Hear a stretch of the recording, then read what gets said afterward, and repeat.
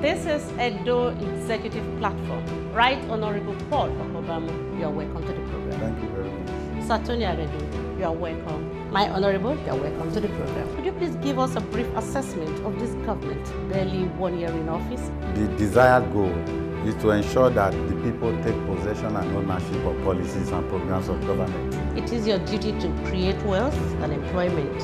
And how does it feel to wear this very big shoe? It's Herculean, it's challenging, but I believe very strongly that we'll be able to overcome.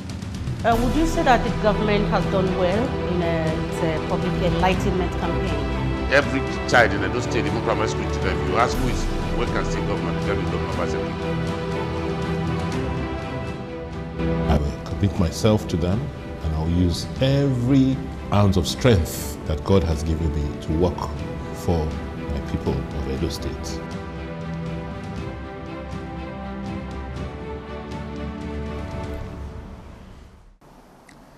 This is Edo Executive Platform, a program that is designed to bring to bear the policies and programs of Edo State government under the leadership of Mr. Godwin Obaseki. It will also provide accurate information about the developmental strides of the government in all the sectors of the state. And as the program unfolds, it will afford the viewer, Edo people, and of course the residents in the state the opportunity to air their views and contribute to the development conversations. With me on this edition of the program is the Honorable Commissioner for Infrastructure, Engineer Amiolemen Abraham Osahon. He is a renowned civil engineer and, of course, a consultant by profession. My Honorable, you are welcome to the program. Thank you very much. And my second guest is simply known as Mr. Liberty Omori, a public affairs analyst and educationist. You are welcome.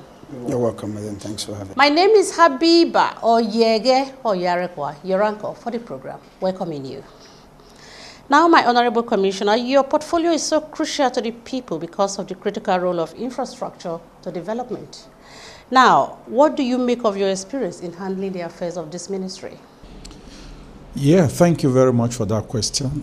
Just as you said, I am a trained civil engineer, registered with Koren, a member of Nigeria Society of Engineers, and I've been practicing my profession for upward of 20 years now. And I've been in the construction industry all my life. So my coming into this sector of the government, infrastructural sector, has to do, I have to bring to bear my experience in the construction industry. And I think is the governor, I must commend him for putting the round pegs in round hole. Whatever is happening in the infrastructural sector, in the ministry, it's not strange to me. I very much understand when you talk of road infrastructure, talk of drains, talk of bridges, talk of the transportation sector. I am at home with them. So my experience is very key in this very area. So we speak the same language. The people in the ministry, the engineers, and they are professionals within the construction industry. So we speak the same language. We understand ourselves. So it's not like they are taking their time to explain to me how things should be done. I'm at home in the ministry. And I think it's very good for the ministry and for the state that people that understand the terrain are there trying to give the people of Edo State the dividends of democracy, which our amiable governor has promised, and we are helping him to fulfill his electoral promises. Now, Mori, talking about delivering the dividends of democracy to the people, you have driven around Edo State metropolis. What will you say about the developmental strides of Mr. Godwin Obaseki with regards to infrastructure? Actually, you said as regards to infrastructure, I think a few months into office of this administration, Edo people gave the administration a name. They called it the wait-and-see government. I think it was as a result of some rehabilitation work and some massive construction that they were coming up to meet even when they work on their houses. So I'll give the governor a pass mark in that regard, though there are many areas that still requires attention. Not just roads, like in Edo State, you discover that in many areas of the state, There are areas where before now roads were constructed without drains. So you discover that when it rains, those areas are overflooded. So no matter the kind of work you have done in those areas, it still appears like they are suffering.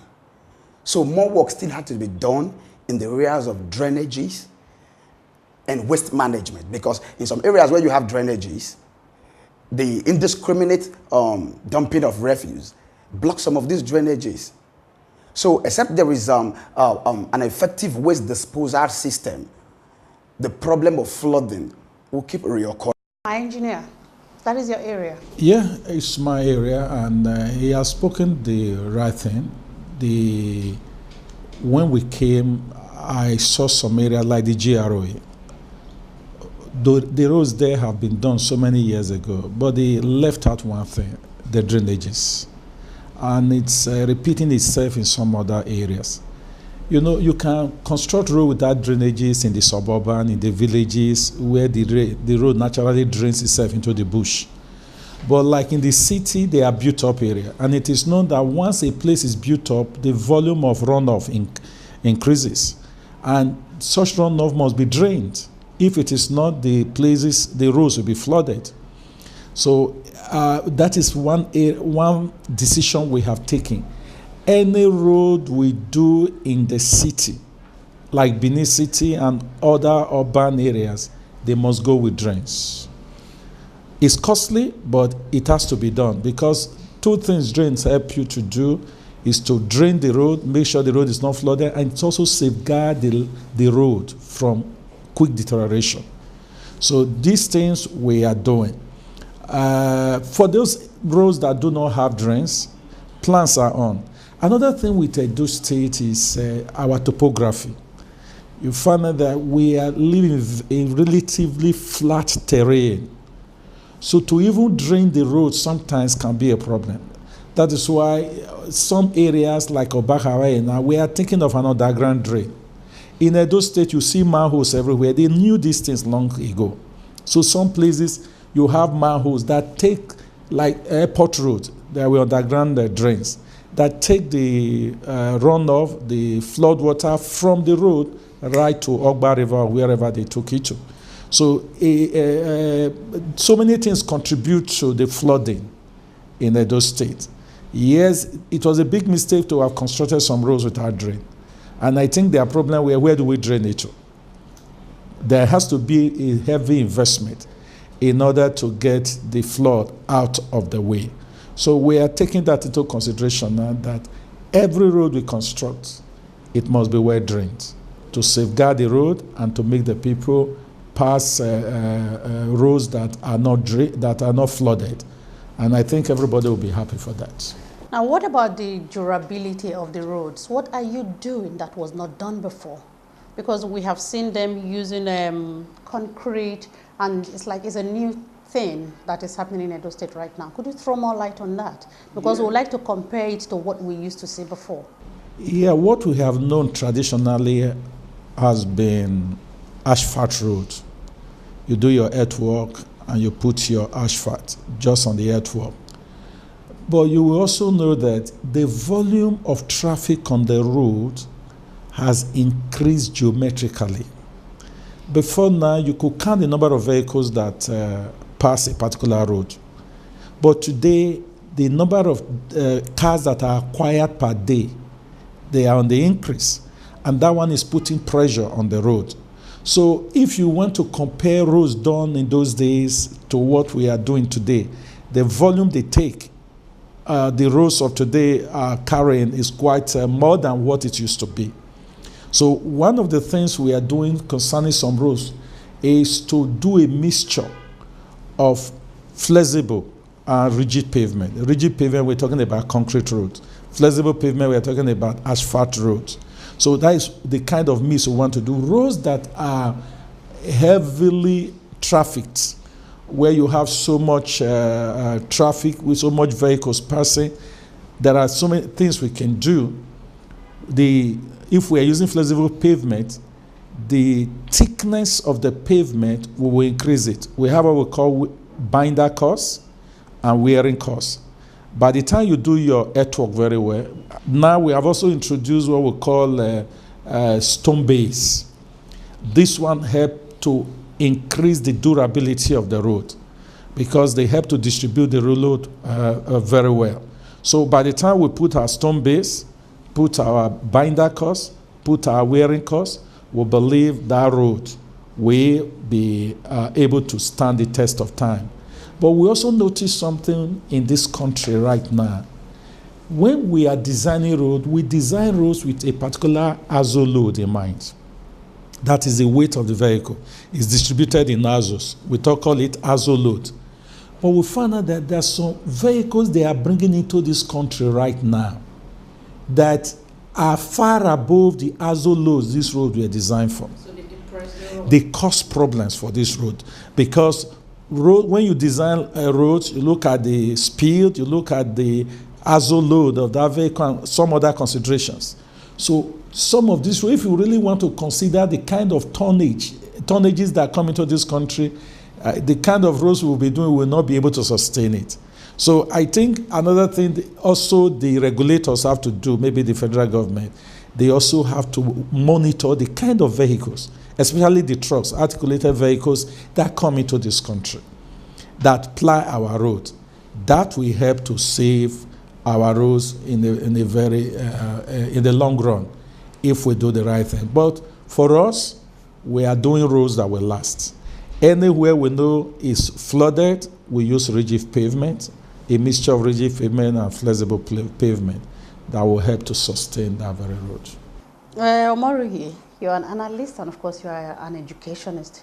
You have listened to him so far. How can you help to probably pass it across to the people that this is what the government expects of them with regards to refuse dumping that clogs their, their gutters that results to major floodings that we are experiencing so far? Yeah, thank you very much. I think that will be the job of the orientation agencies. That is what I think. Okay, look at it. If I discuss with people, like in my street, for instance, there are people that are in position of leadership, so they can kind of curtail such activities. But there are other areas, and even if you are able to curtail such menaces in your street, whatever happens in another street will affect you. I believe that if they see you doing the right thing in your own street, they could take a key from there. What do you think? Yes. What I am talking about is expanding the orientation. Yes, expanding the orientation. In many occasions, we speak about all this. But what we are saying is the government can put in more effort. And the waste management agency, too, should live up to responsibilities. Because there are some areas where they complain that waste management don't come to pick their refugees for a period as long as a month or even 2. So if the waste management board are taking refugees as at when due, you discover that the issue of dumping refuse indiscriminately will not even be. I don't really think we need to dump refuse indiscriminately because there are these polythene bags that you buy, you put your refuse inside, places you where tie they are available. They're available everywhere. They're available in the market. They are available in the market. But originally, there is a policy on ground in this state that the Waste Management Board provides you with the polythene. And they crest it on the polythene that property of Edo State Waste Management Board. When it gets filled, they come pick it up. Or sometimes the polythene bags get filled up. And before they will come again, you discover that the settlers start a kind of making personal arrangement on how to keep the refuse. All right, I want to believe that those in charge of waste management are watching this program. And if you are just joining us, this is Edo Executive Platform. We'll take a short break, and when we come back, we'll continue with the program. Stay with us. I will commit myself to them, and I'll use every ounce of strength that God has given me to work for my people of Edo State.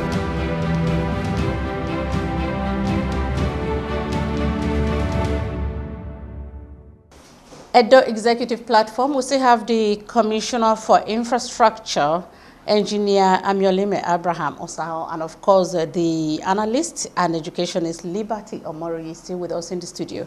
Now, the Edo State Investment Summit at Lagodaro holds next month. And one of the major talking points would be investment in infrastructure.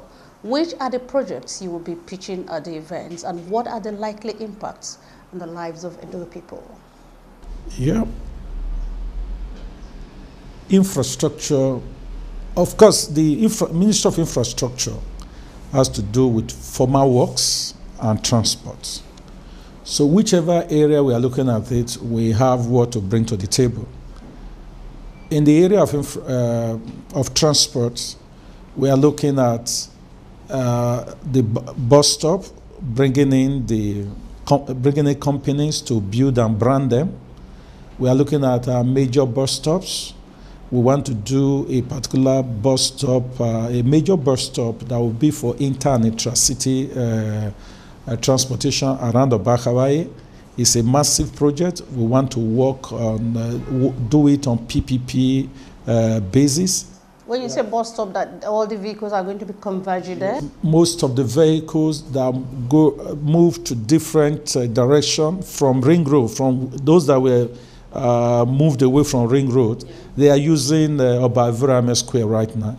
We are going to move them. When that facility is done, we are going to move them there. That will be the central bus stop in Benin City, especially around Ring Road. You go in there, take your vehicle, board the vehicle to any destination you may be going to. That will be done. We want PPP arrangement of that. We're also looking at bus shelters and so many other areas. But for roads, one of the ways roads are financed all over the world today is also on PPP arrangement. You pick a road, you construct it, and you toll the road. That is an area investors could come into. So there are so many things we're going to put on the table as a ministry. We believe that investors, both within and outside, they will come in and buy into it. Also, we are looking at multi-level car parks, because that is one of the one way we believe we can decongest some areas.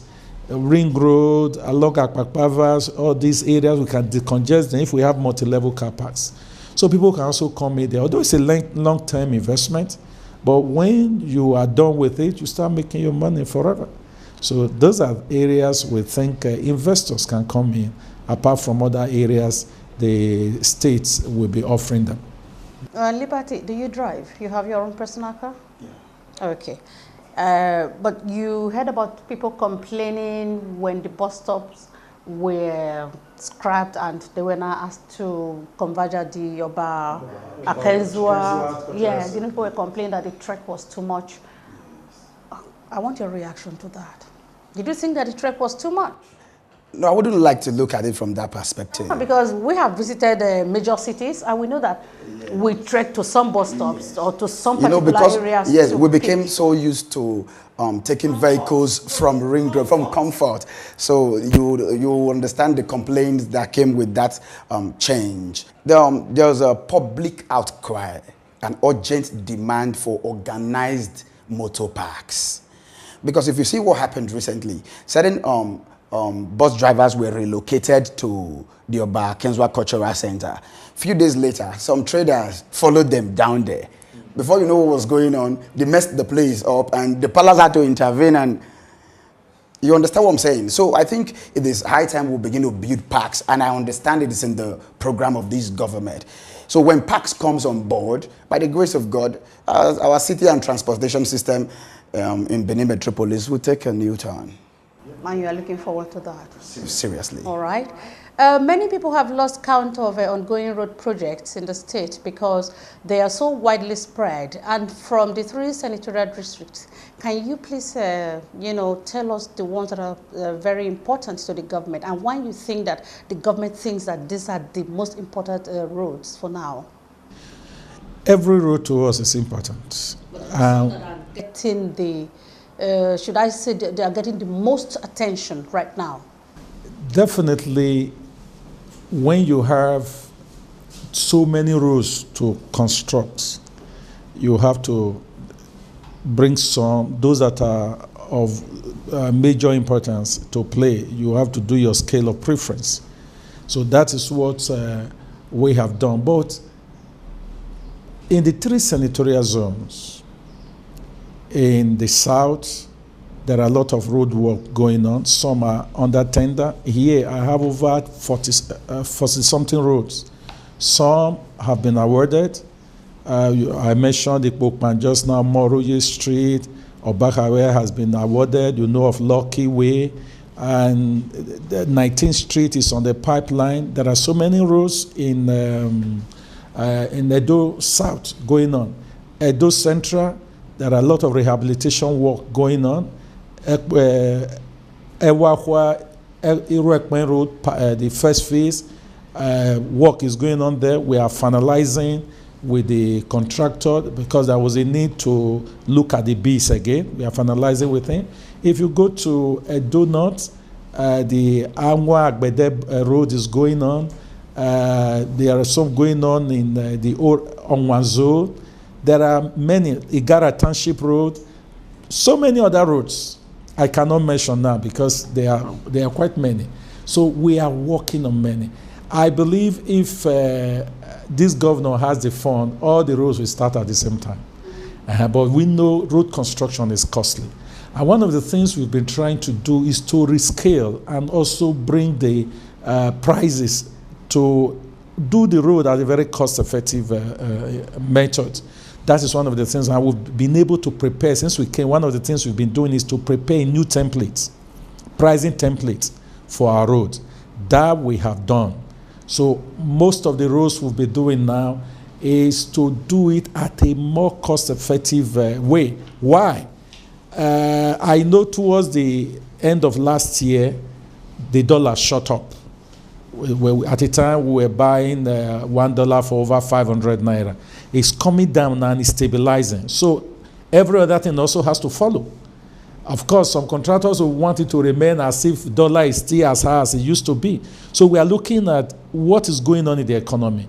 What is the present price? How much are some of these road inputs bought? And we are bringing it into the template to make sure we bring down the price. Of course, it was costlier before because of what was available in the economy. Now that things are a bit becoming stable, we're also bringing it to the knowledge of the contractors that it has to also come down. Governor has just seen that template and is okay with it. We're going to apply it, and which means more roads will be done. So all over the states, designs are going on right now. The BEME, that is a Bill of Engineering Measurement and Evaluation, is going on. We are reviewing so many. Memos are coming. So for whoever has not been touched, their roads will soon come up. And the governor is very, very much willing to make accessibility easier and travel time to be reduced by reason of good roads that we shall be giving the people. Talking about cost effective, are you going to compromise the quality that you're going to deliver? Not at all. We will not compromise the quality. Just as I said, we look at the pricing templates. We look at the cost of materials today. It is no longer what it used to be. Last year or 2 years ago, because the pricing template, it was higher than what we have today.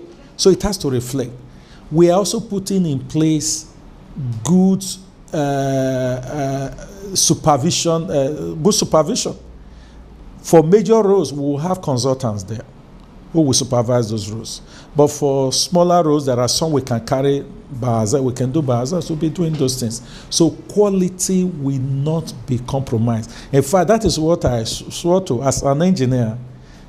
If the quality of the roads I'm doing goes down, my certificate can be withdrawn because I'm the one overseeing that place. So take me to tests. Any road that is being done, if there is anything wrong there, call my attention to it. We make sure the roads are properly done. I think what we are going to also do on this program is we would like to escort you to 1 or 2 of the sites where the jobs are going on so that the viewer will definitely see for him or herself. Now, at times when you travel out of probably Edo State, you are going into some of these communities, you see barricades on the road, meaning that there are just some vehicles that are not allowed to pass that road. Why? Tell us, please. You know, the challenge, the problem we have, first, everybody must recognize that road construction is real money. It costs a lot of money to construct roads. And since the federal road, Benin-Auchi Road, became so bad and vehicles could not pass there again, they diverted to other roads. To Oguneki, to any place between Eho and Ogwa. Anywhere they can find roads, they follow. And they started mounting pressure on our road. They've destroyed. If you pass Oguneki, Oguneki is just a recent road. That road was just done to connect communities. But because Benin-Auchi Road went bad, they diverted and they totally destroyed that road. Billions was spent on that road. It has been totally destroyed. So it is good for every community to take charge of their roads. Because if you get your road now, there are so many roads calling for attention. If we've given you one, you are not sure next year you get it again. So I support them putting barricades across the road in order to safeguard those roads. We are also appealing to the federal authority so that they fix our roads. They fix the federal roads in the state. And again, the design parameters for federal roads is different from state roads. They are designed to carry a manner of roads because that is why they are always very, very costly. So those are meant to carry the trailers, the trucks, and every other thing. So if that road is okay, these are our roads we do to connect communities and others, they will last longer. Roads are designed for a particular lifespan. And if they are not carrying what they were not designed for, it can never last again. So that is why, of course, if you go to them and you explain to them, those barricades, they are movable. And they can open it and you pass. But they will not allow all manner of vehicles to pass those roads. Because when they destroy it, you will not see them again. Once that road goes bad, they will find an alternative route. They will not give you money to repair it. So every community should be able to watch over their roads so that it can last the test of time for them. What can you make of all he has said so far? Because I know that you are itching to talk. Actually, I agree with him totally. Oh, yeah? Yes. You know, like he said, a federal road is completely different from some community roads. There are some, if you check the terrain, sometimes even the what's it called, the diameter of the roads, you discover that they are of different quality and sizes. So if you have a road that was done on the design for possibly bikes and few cars that you see in those villages, and you allow trailers to pass there, if they run the road in 1 month, they will destroy the road. Because originally, the design of that road was not for those kind of vehicles. Now, Mr. Godwin Obaseki, the Executive Governor of Edo State, is barely 1 year in office. What can you make of his achievements so far? Generally, as an individual, I think there are two key areas where I would like to assess this government, whether now or at the end of the tenure. And that particularly goes around his campaigns. He was very specific on job creation. And I think since he assumed office, he has been re-echoing his interest in primary health care and basic education. And I think for any economy or any nation to strive, those areas are key. And at the end of the day, I think from my perspective, I monitor the government on what he has done in education, what he has done in creating jobs for the youths, before I start looking at other areas.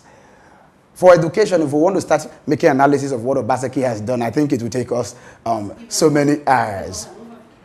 Okay, I want to applaud Godwin Obaseki for rethinking basic education in Edo State. We can see the overhaul in the State Universal Basic Education Board. We can see the injection of new bloods into the suburban civil service and the rest of all that. A few days ago, he was talking about the special advisor on basic education being the sole administrator of the suburb until a substantial board is set up. And like I said, and I will always say in any platform, complementary basic education is key. And he's driving towards that direction gives me joy every day. And it's enough for me to give the government a pass mark. Now, Honorable Commissioner, what would you like to say to our people whom you think probably are not doing what they should do to help the government to maintain these roads and also to make sure that the roads are durable over time? Well, one of the areas we are looking at in our strategic planning is to go on an advocacy to communities that they should own their roads. Let them fix it. At least the easiest way to fix it is using cement and just concrete. You just pour it there and you seal it up. It will last for some time, then you report. We are bringing up our road maintenance agency now under the Rapid Response Agency. The major role that agency or that unit will be playing is fixing the potholes.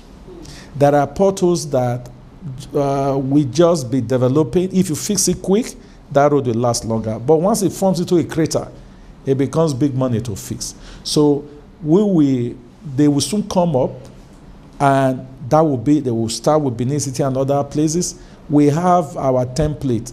At so and so time, 20% of our roads should be pothole free, 50%, 80%, 100% should be pothole free. That is our dream. It's not every road you need to give to a contractor. There are some we can do with manual labor. Manual labor. We can do those things. All right, I think that is all we can take on today's edition of the program, Edo Executive Platform. And we'd like to say a big thank you to Engineer Amiolemen Abraham Osahon, the Commissioner for Infrastructure. Thank you so very much. Thank you so very much. And Liberty Omorui, analyst and an educationist. We'd like to say a big thank you to you. Thank you very much. You sound like the voice of the youth. We'll have you once again on the program. Thank you very much. Thank you so very much. All right, we'll be talking about infrastructural development and also how you can help the government to help you. Please keep your drainages clean and also do not wait for the government, thinking that the government has to do everything. You are the government, I am the government, we are all the government. Thank you very much for staying with us. My name is Habiba Oyege Oyarekwa. Good evening.